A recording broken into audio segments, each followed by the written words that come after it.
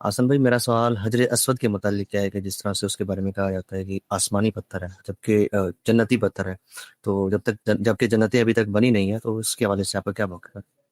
نہیں، یہ جو عام طور پہ کہا جاتا ہے حجر اسود کے بارے میں، یہ بات بہت ساری جو ہمارے ہاں قصے کہانیاں ہیں ان کے اندر آ گئی ہے۔ میرا اطمینان یہ، چونکہ دین سے متعلق کوئی سوال ہے ہی نہیں، ایک تاریخی نوعیت کی چیز کہ اس کی اصل کیا تھی، ہمارے لیے تو دین میں اس پتھر کے حوالے سے اور اس جگہ کے حوالے سے ایک ریچول مقرر کر دیا گیا ہے، وہ حجر اسود کا استعلام ہے۔ گویا جس وقت آپ حج و عمرہ کرنے جاتے ہیں، اور حج و عمرہ کے بارے میں آپ کو معلوم ہے کہ یہ نظر کی عبادات ہیں جن کی پیش نظر مقصد یہ ہے کہ اللہ تعالیٰ کے حضور میں ہم اپنی جان کی قربانی اور رحمان اور شیطان کے درمیان جو جنگ ہے اس کے اندر خدا کی فوج میں شامل ہو کر اس کی تائید اور نصرت میں کھڑے ہونے کی ایک مشق ہے جو ہم کرتے ہیں۔ تو وہاں پر ایک ریچول مقرر کر دیا گیا ہے، اور اس کو خدا کے ہاتھ کی علامت بنا کر حجر اسود کا ہم استعلام کرتے ہیں، اس سے اپنی تائید کا اظہار کرتے ہیں۔ تو یہ تو دینی طور پر ایک چیز مقرر کر دی گئی ہے۔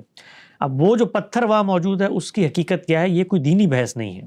یہ بالکل اس طرح سے دینی بحث نہیں ہے جس طریقے سے وہ خانہ کعبہ کی عمارت جس کا ہم طواف کرتے ہیں، ہم یہ جانتے ہیں کہ وہ ڈھائی بھی جا چکی ہے، دوبارہ تعمیر ہوئی ہے۔ تو اب کوئی شخص یہ کہے کہ وہ کس عہد میں تعمیر ہوئی تھی، کس نے تعمیر کی تھی، اس کی تاریخی پس منظر کیا ہے، اس سے اس عمارت کے ساتھ جو میرا دینی تعلق ہے اس پر کوئی اثر انداز نہیں ہوتا۔ تو پہلے بحث کو صحیح جگہ پلیس کر لیں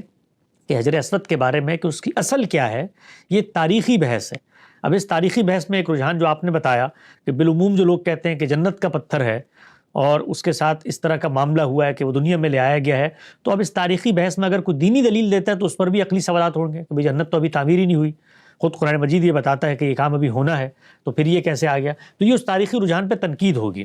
تو جو تاریخی رجحان مجھے قریب قیاس لگتا ہے وہ مولانا حمید الدین فراہی کی رائے ہے، اور اس کے کچھ دلائل انہوں نے اپنی کتاب میں بیان بھی کر دیے ہیں، اور وہ یہ ہے کہ یہ حرم کی تعمیر کا ایک پرانا پتھر تھا۔ یعنی خود سیدنا